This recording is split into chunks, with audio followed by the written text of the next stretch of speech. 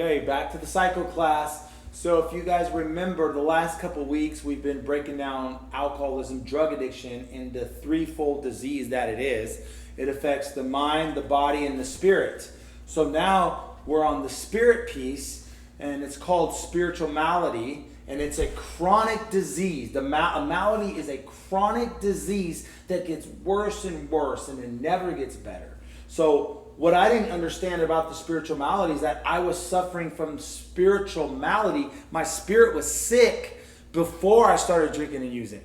Because I'm selfish and self-centered, I have a selfish outlook on life, and I'm living life for myself, chasing selfish pleasure, that my spirit was sick. And so I lived in that self-consciousness and fear gripped me and all these things. And I didn't really understand that internally I was sick in my spirit, in my mind, and my body until I got this stuff explained to me. So, even before I was drinking, I was suffering from this spiritual malady. It's internal. It's an internal condition. And then when I put alcohol in me for the first time, this got treated. And I fell in love with alcohol and then eventually drugs. Because my spiritual malady got treated by the drugs and alcohol. So we're going to dig into this. On page 62 out of the big book, it helps us understand a little bit about what's going on with us internally. Turn with me to page 62, about the second paragraph down. We're going to start right there with selfish and self-centeredness. Okay? A lot of people don't like these words, like hearing these words. We like to live in denial and not think that we're selfish and self-centered. Pride blinds us, so these are some things that like everybody needs to hear. Here we go. Page 62 out of the big book. Selfish and self-centeredness, that we think is the root of our troubles, driven by 100 forms of fear, self-delusion, self-seeking, and self-pity. See? Driven by 100 forms of fear, self-delusion, self-seeking, and self-pity. This is the root of Matt's problem, right? It's why my spirit is sick. That's why I have this disease, this malady that kept getting worse and worse and worse, right? So, couple lines down, the next paragraph on page 62. So our troubles, we think, are basically of our own making. They arise out of ourselves. So my trouble, I had to come to this realization and be honest with myself that my troubles are from my own making. They arise out of myself. And there's this scenario building that happens in my mind where fear comes in, false evidence appearing real. I'm thinking someone's thinking this. They said that because of this. And I'm scenario building in my mind, causing troubles for myself. My outlook is jacked because of this lies that I've been playing with in my mind. So my troubles are coming out of my own self. And I had to see that for me to change, right? It's such an eye-opening thing. Turn with me to the doctor's opinion in the front of the big book, XXVIII, out of the doctor's opinion, breaking down. This is Dr. Silkworth. He took the time. He dealt with alcoholics, addicts. He couldn't help certain ones. Certain ones was so heartbreaking for him. He saw the damage it caused to the person, to the family, to the kids, and he couldn't help. So he put his name on this book and said, there is a way for that real alcoholic addict, and it's a spiritual path. This doctor was awesome enough to put his name down here. I haven't heard of a doctor doing it since. And this is from the 20s. So it kind of breaks down what's going on with us alcoholic addicts, okay? Bottom of page, XXVII. We're going to go up to the top of the next page, XXIX. Bottom of the page, it says, they are restless. You see that? At the very bottom of the page, second to the last. They are restless, irritable, and discontented unless they can again experience the ease and comfort which comes at once by taking a few drinks. Do you understand that? The spiritual malady can be explained by these RIDs up here. Restless, irritable, and discontented. Feelings of uselessness and boredom, guilt and shame and depression. Self-conscious, right? Because I'm selfish and self-centered. Self-pity. all these forms of fear. This is the spiritual malady. This is the internal condition that's kicking our butts. That if we don't understand, we can't just stop drinking and using. That was the only thing that treated the internal condition, the spiritual malady. You remove that without replacing it with the solution, which is God and the things of God. You're not going to get better. You're going to get worse. Like we're in a tight spot here, right? So, what do we get ease and comfort from? So why do we keep drinking? We drink for the effect produced, right? We get ease and comfort when we take a couple drinks, so that first couple hits of the weed, pop those pills, the first line, the first smoke, right? We get ease and comfort from what? From this internal condition that's kicking our butt, plus the mental obsession that's hounding us, right? And we get ease and comfort from us. So we keep going back to that because we can't be removed from the drugs and alcohol without replacing it properly, because we're crawling out of our skin. We're coming apart at the seams because of this internal condition, which is the spiritual malady, plus the bombardment of the mental obsession, right? We're trying to stay away. We're at this firm resolution part, right? Because we emerge remorseful once again. We made the promises to ourselves and to everybody else.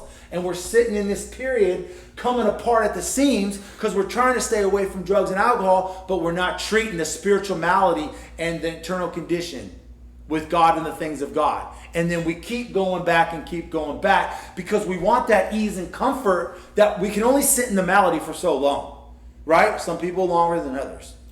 I'm going nuts trying to sit in this malady, so I need that ease and comfort that I know to get from a couple drinks or the drug, okay? And I keep going back and keep going back to that. So turn me to page 52. Let's try to understand the spiritual malady a little bit. Page 52 explains it a little more, just so you know, if you can relate to this, what you're dealing with.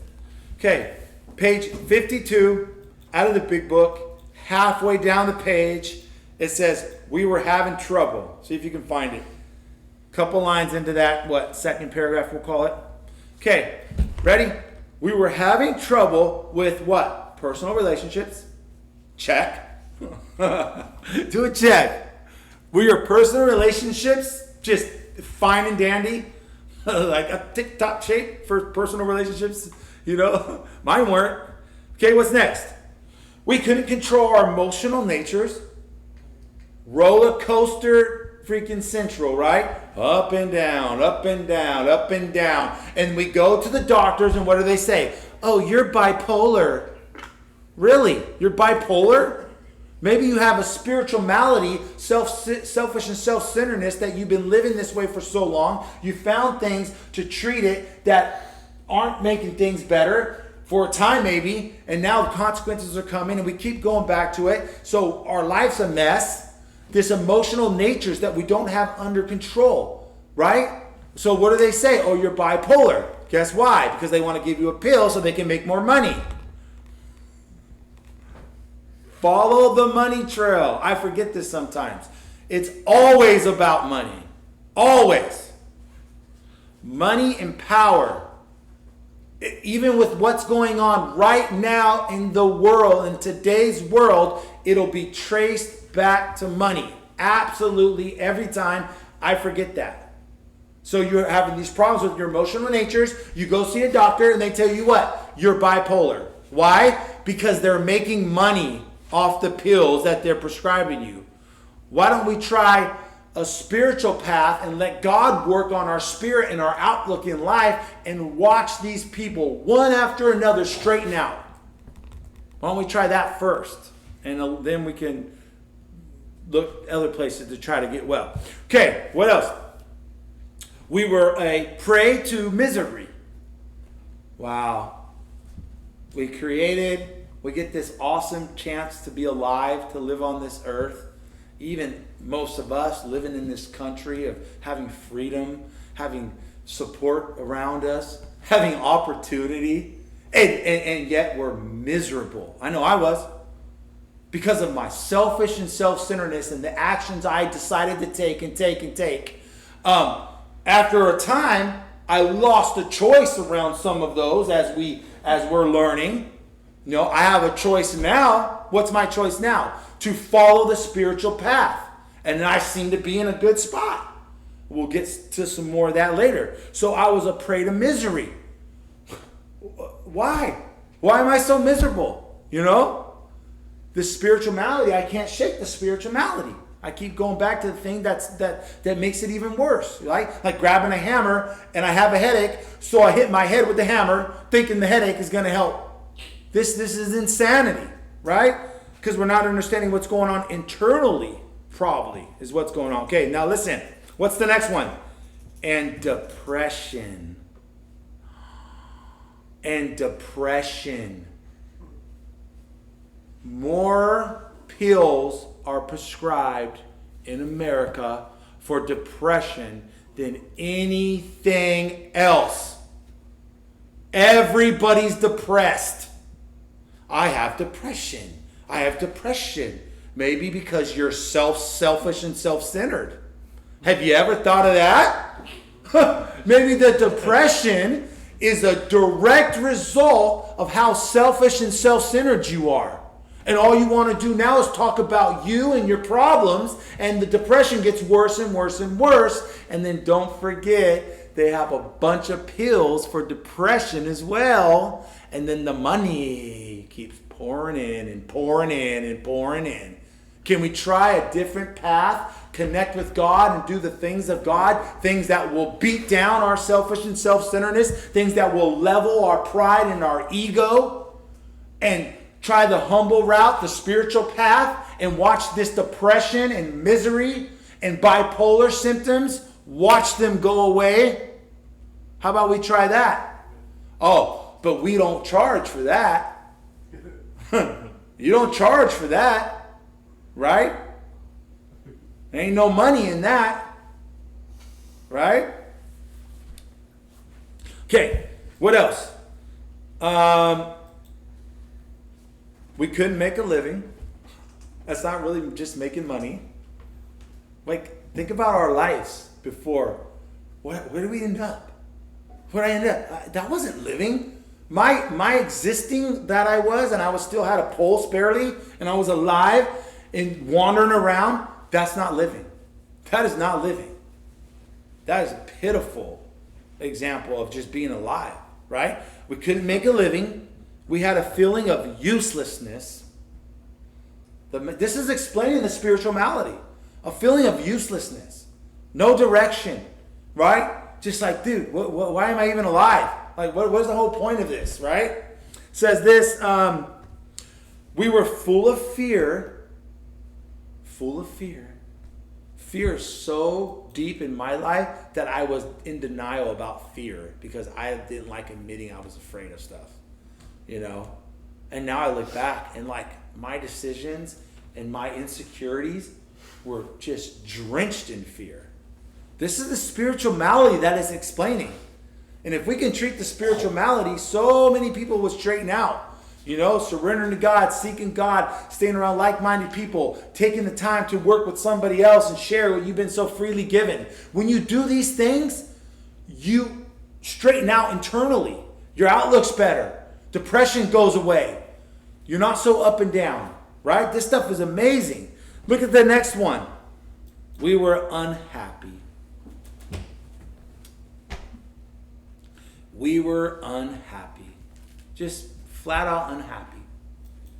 Why? Why are we unhappy? You know, these are things that we really need to take a look at. We're just unhappy.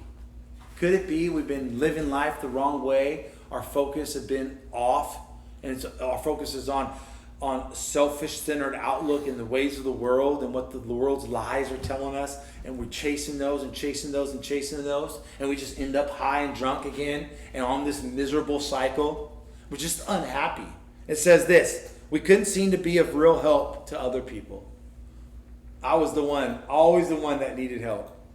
And don't be ashamed of needing help. There's times in our life where we need help. But we got to move past the one always needing help. You got to move past that. There's going to be help. We're going to need help throughout the rest of our life in different ways, but not this type of help We should be now sober, connected with God, kicking butt, staying the path, making ourselves available for others, not the one that keeps relapsing on this cycle, calling, needing all the help, all the attention on you. Once again, right? We can't seem to be a real help to others, right? The spiritual malady has to be addressed. You can't escape this without God and the things of God. Okay, let's go to some more. So on page 35, Jim, it explains the spiritual malady in Jim. Check out what Jim's going through. Poor Jim, man. Jim, he inherited an automobile business. Jim, got a pass down. He's the owner of an automobile business. But in the course of his drinking, things got bad, and he had to sell his business. He lost his business. His home life's a mess. It says this on page 35, halfway down, talking about Jim. He is an intelligent man, normal so far as we can see, except for a nervous disposition. Seems normal enough, except he does have this nervous disposition. This nervous disposition, this internal thing, this spiritual malady that's plaguing Jim, right? Down the page, about a paragraph or so, says, all went well for a time, but he failed to enlarge his spiritual life. See? So he sold his business, he got into trouble, he's trying to stay sober once again. He's plagued with this nervous disposition that he doesn't quite know how to treat. And he does okay for a while, but what happened? He failed to enlarge his spiritual life. You're not going to be okay. The malady's going to get you sooner or later if you don't treat that spiritual malady with God and the things of God. You'll do okay for a time, but he failed to enlarge his spiritual life. Top of page 36. We're still talking about Jim. What happened next? He failed to enlarge his spiritual life. Look at that. Look at that line. Yet he got drunk again.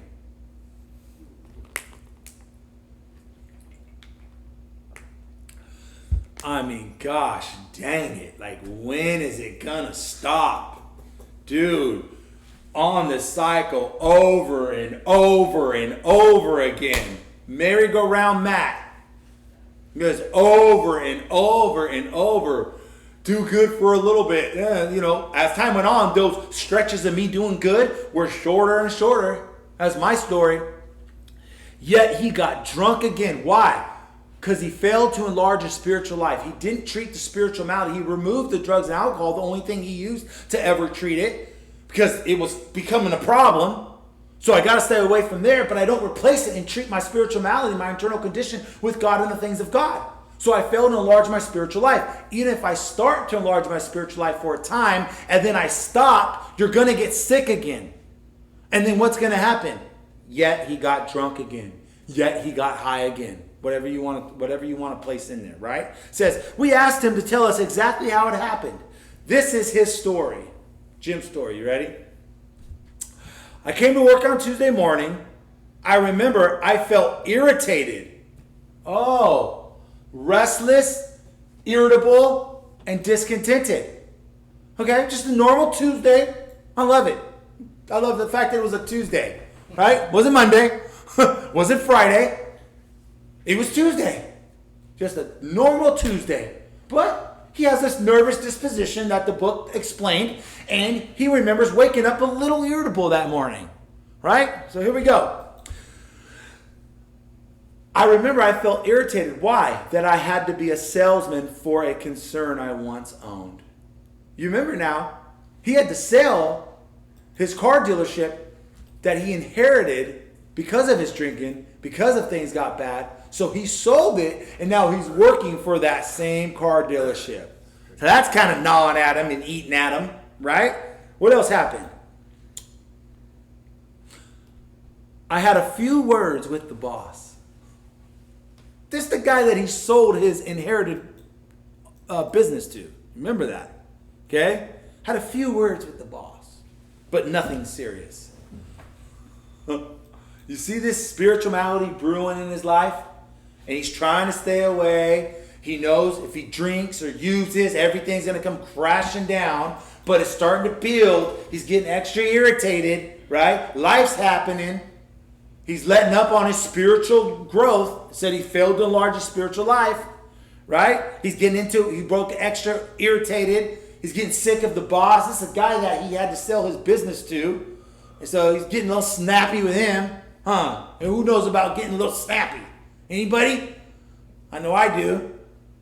Getting a little snappy with the guy that you sold your business to. But it was no big deal. I mean, look, he said, what'd he say? But nothing serious. Yeah, I bet. According to you. Nothing serious. So he goes about his day and what? He's going to go to a place, a restaurant he's been to before. He's been there because he's been staying sober. But he's not enlarging his spiritual life. So he went there, he had lunch. He's already done it a couple times. So in his mind, he's saying, look, I've already been there. And you know what else might happen while I'm there? I might find somebody to sell a car to. Who knows? Yeah, hey, optimistic. I'm going to go there. And then while he's there, all this stuff is brewing internally. He's staying away. He's sober. He knows he can't drink. While he's there, halfway down 36, suddenly the thought crossed my mind. The mental blank spot. He's not enlarging his spiritual life. He doesn't think he has to stay in the spiritual path. He got busy with work. He took his mind off things. He's extra irritable. He's trying to stay away.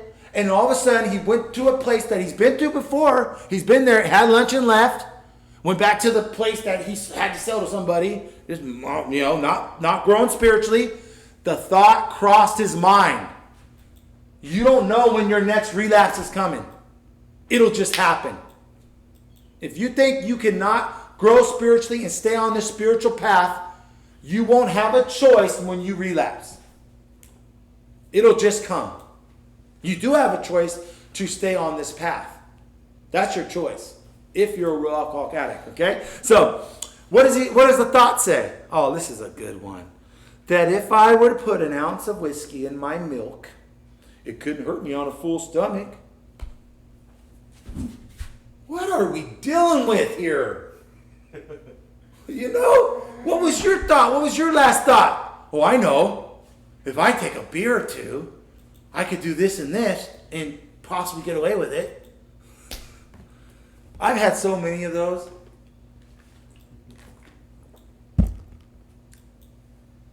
Whiskey, because he's going to eat his sandwich, French fries, he's going to have a full stomach. And he'll be able to handle that whiskey in the milk. This scenario building. Our problems are coming from our own making. He made this problem for himself again, like I've done so many times. This is what we're up against, guys. Right? And then, wow, such a lack of proportion of the ability to think straight. What do you call it but insanity? And that's what we're up against, okay? You see the picture of the spiritual malady was right there. Let's go to page 23, okay? It's going to talk some more. Is this your life? I know it's my life. I need this because I ain't going back. I'm not going back. I've been on there too many times. Too many consequences. I caused too much damage. I ain't going back. I'm going to choose to do what I got to do on a daily basis because if I don't, I'm going to have no choice but to go back. The thought will cross my mind. I'll scenario build on why it's a good idea. I already know myself. It'll just happen. So I can't let up, right? Watch, page 23. Halfway down, right? A little more than halfway down. Here's the promise out of the big book. Once this malady has a real hold, they are a baffled lot. Once this spiritual malady, it was already kicking Jim's butt. It was already brewing. He had led up on a spiritual path. He was extra irritated. He had that nervous disposition. Had some words with the boss, right? Little fence brewing.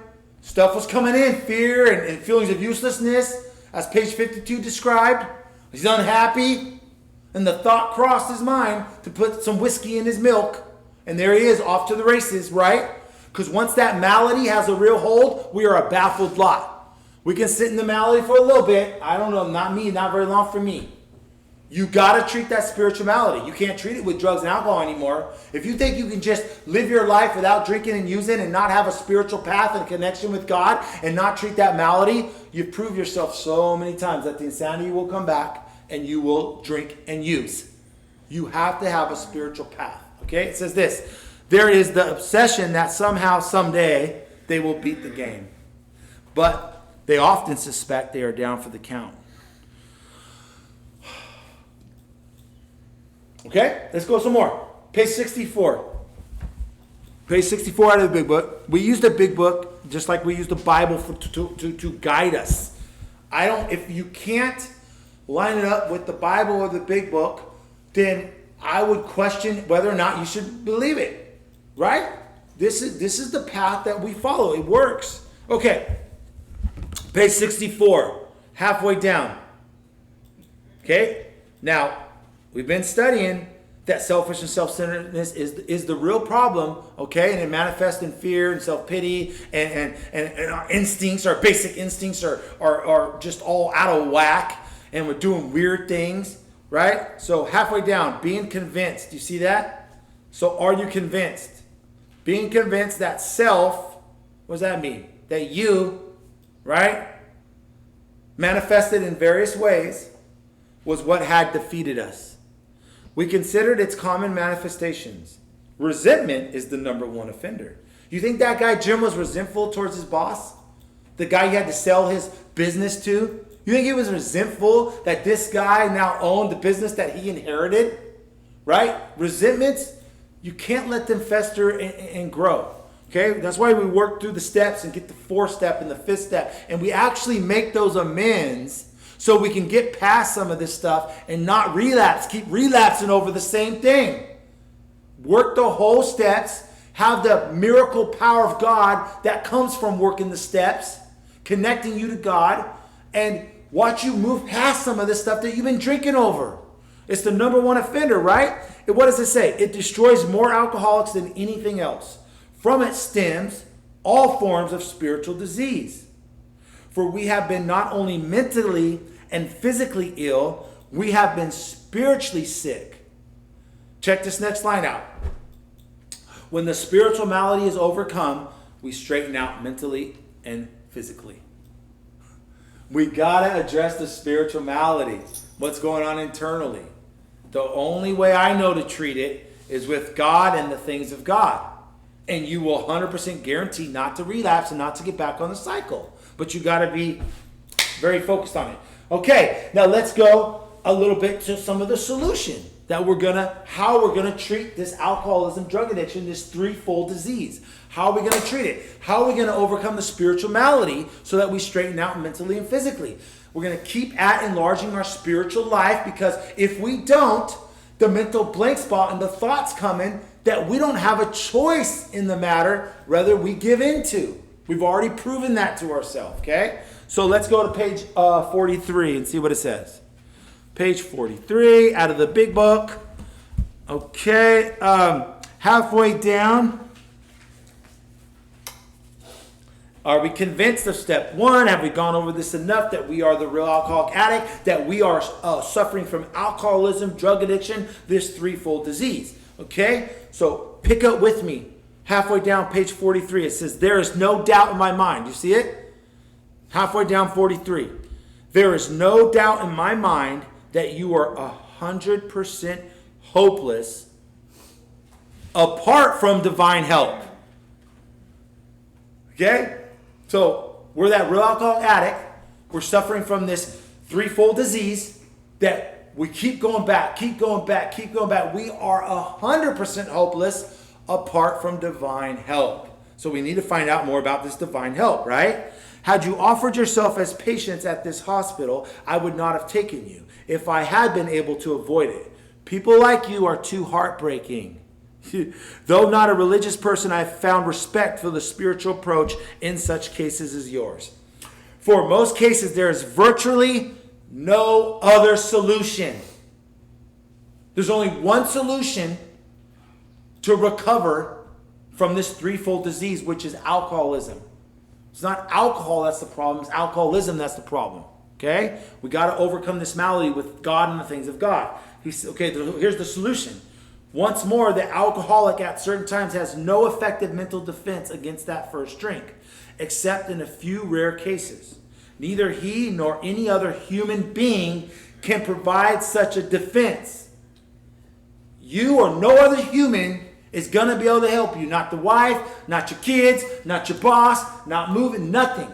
The only way you're going to be able to recover from this disease that you're plagued with is going to have to come from a higher power, right? His defense must come, not his defense should come, hopefully comes, once in a while comes, must come from a higher power.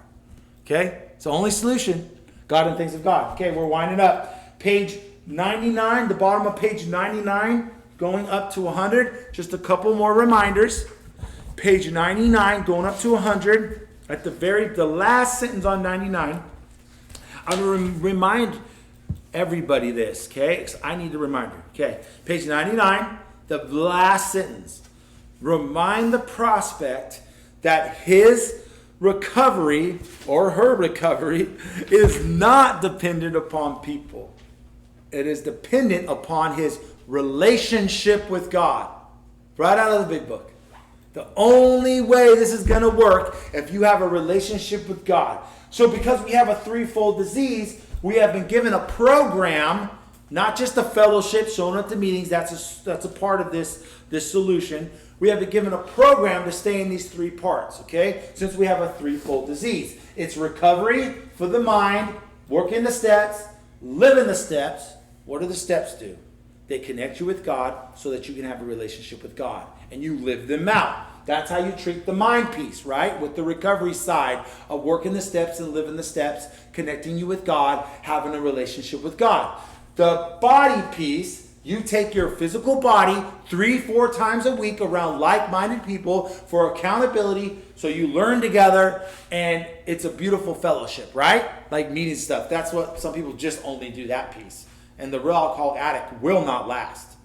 It's like having a stool with 3 legs, and you only have 1 leg on the stool. You think you're going to be sturdy and be able to sit in that stool? Maybe for a minute as you, boom, fall on your face, right? You got to have these 3 parts. Third piece, the spirit piece, is that once you've worked the steps and had a spiritual awakening from the result of working the steps and got connected to God, you take other people through the steps and serve where you can. These 3 things will 100% ensure that you never relapse and you stay recovered. When before it was 100% hopeless, you were 100% hopeless. Now you can be 100% recovered. Okay? That's beautiful, right? So we understand, have a clear picture of what it's going to take. So we'll end right there. Okay? There's more to come, but for today, I'm just trying to give a clear presentation of the program of Alcoholics Anonymous. The problem is broken down as alcoholism, drug addiction. It's a threefold problem. I've given you a threefold solution, which God and the things of God, to 100% guarantee that you will stay recovered. But you have certain things that you must do. You can't rest on your laurels. You can't just take the spiritual growth you've had with going to a program or a couple months out of the program on fire for this, and then all of a sudden let up and fail to enlarge your spiritual life, because you will relapse if you do that. Okay? All right, see y'all next week. Bye-bye.